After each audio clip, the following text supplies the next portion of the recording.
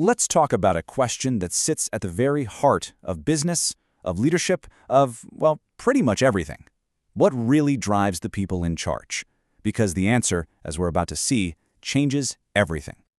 Seriously, think about it for a second. When a CEO or manager makes a big call, are they thinking, what's in it for me? Or are they thinking, what's best for the company and for our people? This one question, this one fundamental belief about human nature, it shapes the entire system, from paychecks to power structures. So to really get to the bottom of this, we're going to look at two completely different and totally competing ideas about what makes leaders tick. It's a showdown between agency theory and stewardship theory. Okay, just look at this table. It's like we're talking about two different species. On one side, you have agency theory. The view here is that people are basically out for themselves. They're motivated by money and perks, they don't really identify with the company, and they use their official position, their title, to get things done. But then you look at the other side, stewardship theory, and it just flips the whole thing on its head. It says, no, people can be pro-organization, motivated by a sense of achievement. They can deeply identify with their company, and their power comes from influence, not just their job title. It's a total clash of worldviews. So let's dive into agency theory. It starts with a healthy dose of skepticism, you could say. It views managers as agents, who are hired by the owners or principals. And the core problem is that the agent's self-interest, getting a bigger bonus maybe, might not line up with the principal's interests. The bedrock assumption here is that people are wired to maximize their own personal gain.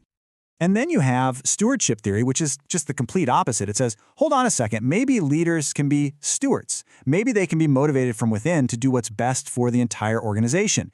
In this view, their own success is so tied up in the company's success that their interests are already aligned. They win when the company wins. Okay, so we've got these two big ideas about motivation. But what does this actually mean in the real world? This isn't just academic theory. The way you see your leaders fundamentally shapes how you build your entire company. Let me put it this way. Imagine you're building a house. Do you hire a contractor that you feel like you have to watch every single second, making sure they don't cut corners to save a buck?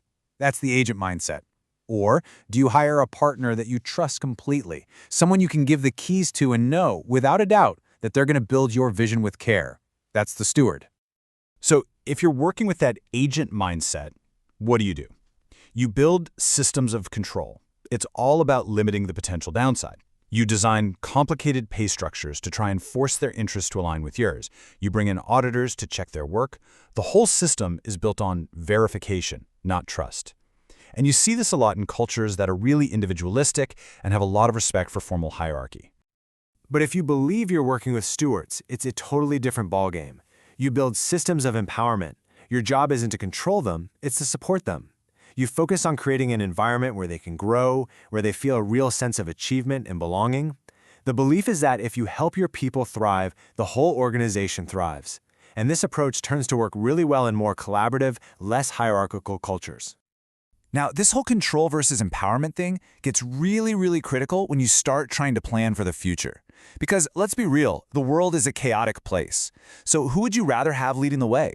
Someone who just follows the rules, or someone who's empowered to think on their feet? You've probably heard this acronym before, VUCA.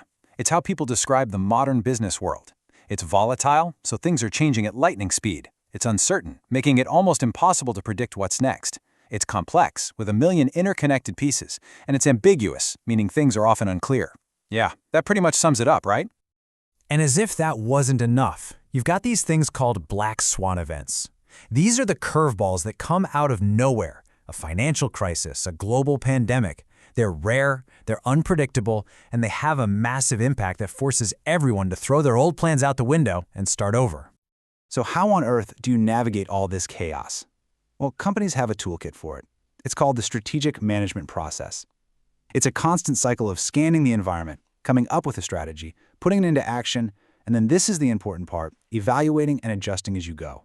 So the real question becomes, who do you want running this process? An agent who needs constant oversight, or a steward you trust to navigate the storm? All right, so let's talk about the actual people who are supposed to be steering the ship through this crazy View CA world. We're going to look at the two key groups, the board of directors and the top management team. First up, the board of directors. You can think of them as the representatives of the owners. A huge part of their job is literally to monitor and control the top executives. I mean, that's straight out of the agency theory playbook, right? They hire and fire the top brass, they set their pay, and they're the ultimate backstop for making sure the company is managed properly and ethically. But you know, there's another way to look at leadership. Simon Sinek put it perfectly here. It's not just about being the boss. It's about a sense of duty, of responsibility to the people you lead. And that is the absolute core of the stewardship idea.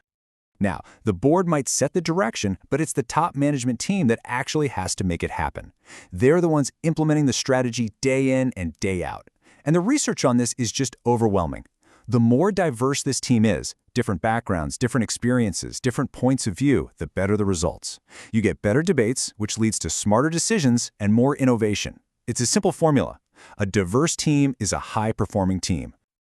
Of course, none of this is static. The world is changing, and so are the expectations we have for our leaders. So where is all this heading?